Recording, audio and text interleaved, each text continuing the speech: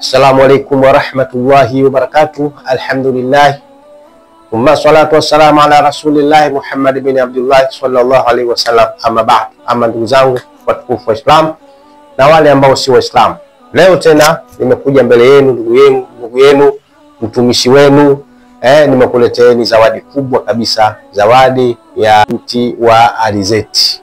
Mti wa alizeti, hizi alizeti ambazo tunazipanda sana hizi, basi mzizi wake una maajabu makubwa sana. Chukua hiyo ndugu yangu leo, mti wa alizeti. Mti wa alizeti, kwa mfano kazini wewe ukubaliki kazini, kila unachofanya watu hawakuelewi, mabosi wako, wafanyakazi wenzako wanakuangalia vibaya. Jipige maperfume utakavyojipiga, jilembe utakajilemba, lakini ukifika katika jamii ya watu wanakuangalia vibaya. Basi leo chukua mzizi wa alizeti. Chukua mzizi wa alizeti na utengeneza vizuri. Nataka kimzizi kidogo hivi cha alizeti. Unachukua zikile, unaweza ukakiweka. Kwa mfano mimi nimevaa saa mkono wa kulia, unaweka mkono wa kulia ule mzizi wa alizeti. Unachukua unachomeka katika saa kwa ndani hapa. Maana yake inatakiwa ufunge mkono wa kulia. Unachomeka katika saa kwa ndani hapa, mzizi wako wa alizeti, safi. Unatembea nao kwa uwezo wa Mwenyezi Mungu.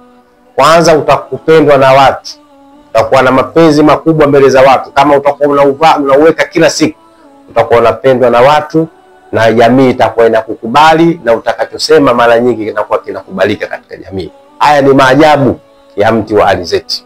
Chukua mzizi wake, tumia ndugu yangu leo hii. Leo kuna watu hawakubaliki katika jamii, kila anachofanya kinaonekana kibaya, kizuri kinaonekana kibaya. Basi chukua mzizi wa alizeti, kipande kidogo sana kikati, alafu weka katika mkono wako wa kulia, kichomeka hivi, basi unakuwa unatembea nacho. Basi inshallah kwa uwezo wa Mwenyezi Mungu utapata manufaa makubwa sana. Utakuwa na mapenzi makubwa, utapendwa na watu, wewe utakubalika katika jamii kwa mzizi wa alizeti tu.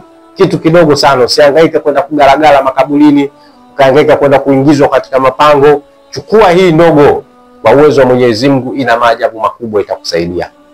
Wa afwa minkum wa hadha. Assalamu alaikum warahmatullahi wabarakatuh.